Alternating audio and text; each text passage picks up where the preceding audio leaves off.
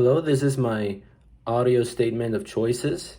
And so here I will basically explain why I chose the topics and how I address them in my language autoethnography.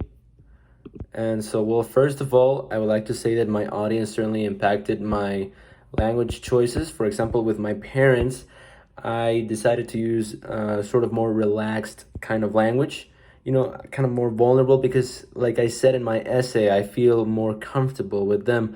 Whereas with my friends, you engage with banter, you engage in jokes because you can kind of, I guess, you can kind of get along with them in a, I would say, rougher manner, if you will. And so you can sort of joke around and be a little insensitive to each other while still maintaining the balance of respect.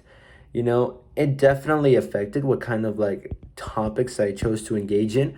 Like, for example, as I mentioned with my family, I talk about politics. And so I think that those kinds of serious topics, those serious conversations should be maintained for close family. As you don't want really unnecessary tensions with your friends. Now, with your friends, you can engage in lighter topics because I think even if the topic is lighter, it can still help you to sort of understand them, get a sense of what they value. Like I said in my essay, I think a good way to know about someone is to know what kind of movies they like because you know what they value, what moves them, what the stories that have like impacted them heavily throughout their lives, you know?